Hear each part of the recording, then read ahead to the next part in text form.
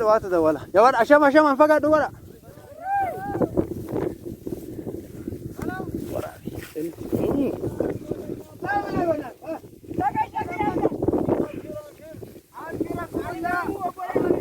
ايه بدي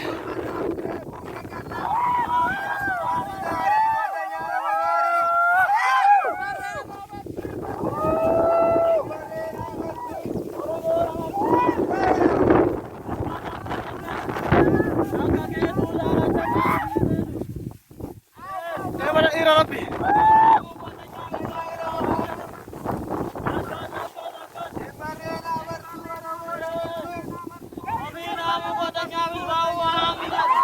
akaketu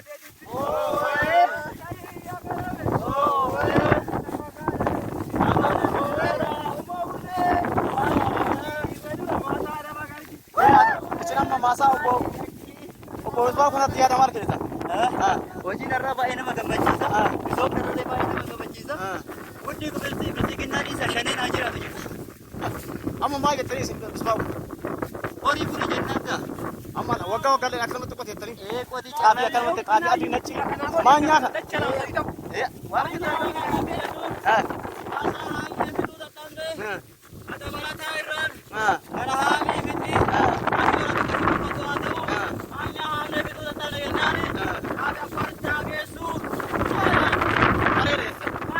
Shekondo nazana jagaran. Sheko aso karis.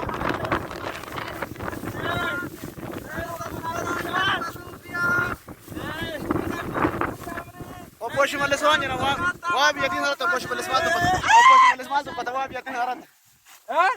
Akijannu biyatin tun ani akkuma beekamutti guyyaa lamaa kun guyyaa qabsooti biqilaa jechuun biqilaa akkuma beekamutti warra misoomati biyyattii warra jijjiiraa jiru ammallee dalagamaa jira sira kana ta'ee nuti itti fufnaa kana misoom waan gufuu uummata Oromoo waan ta'aa jirtu misooma kana ammallee duuban deebiin kana jirraa hin qabsoofna hin dhageen. Arre galatoma. maa jettan isin obbo Dureessa.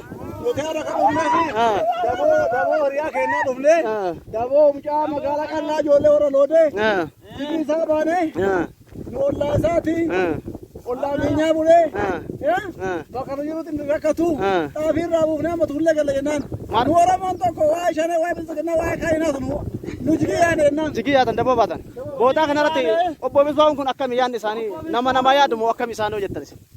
Isaan nama gaarii nama ollaaf yaadu nama Oromoo tokkoomsuuf yaadu Oromoo facaatee maqaa adda addaa walitti yaafte kana maqaa tokko bahee Oromummaa tokko gaadisa tokko deebisee tokkoomuu nama yaadu nama akkanaatiin. Obbo Misbaa'uun nama yaadu nama qarqaaru nama xabaa gargaaru jechuu keessanii galatooma. nama Oromummaaf dursa kennu nama Oromummaaf yaadu isin waa shan dubbattu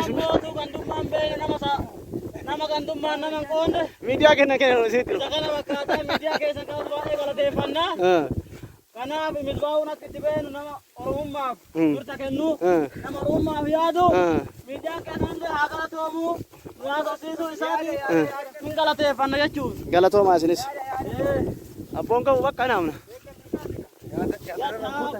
Obbo Misbaa'uu mee yaada kennaa isin waan biyya asitti isinii bahe kanaaf har'a. Waan asitti nu bahe biraa fi ollaan aanaaleen gosaana ta'uu hin qoodin sabaa hin qoodin tokkummaa uummata Oromoo Oromoon kalellee waan irratti labsaa ture tokkummaadha. Tokkummaa saniif cimsinee rakkinoo qabataman agarsiisaa jira jechuudha. Obbo Misbaa'uu isin fi naannoo keessanitti nama hundaa ol qixxeessitan jira akka dhageettan garuu. Tokkummaan saba keenyaa tokkummaan akkuma dura hayyoonni lallabaa turan san nuti tokkummaan tokko sabaanis tokko. ilmaan abbaa tokko ilmaan hortee kush waan taaneef sababa kanaaf jechuudha tokkummaan wanni hin qoonnu kanaa hojii jireenyi kana kataa jechuudha jechuudha. Galatooma yaada kennitan. Hedduu isin jaaladhaa galatooma naaf jira dhaannaan. Oromoon yoo dur uummatu daboodhaan hammatu. Yeroo ammaa kana teknooloojiin jijjiiraa fidee konkolaataa waan ta'eef malee dur aadaa duraanii duudhaa durii san deebisuudhaaf yaadina jirra jechuudha. Akka nama tokkootti kana fakkaata. Galatooma. Galatooma. Yoo uummallee taanan suni farra nama keenyati farra saba keenyati. Bareeda.